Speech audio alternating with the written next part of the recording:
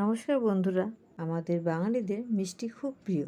তো চলো একটা অন্য স্বাদের মিষ্টি বানাই। প্রথমে দুটো আলু সিদ্ধ করে নিয়েছি।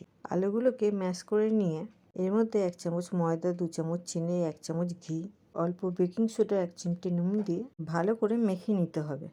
এবার ছোট ছোট করে লেচি কেটে দু হাতের মাঝখানে রেখে গোল গোল করে নিতে হবে।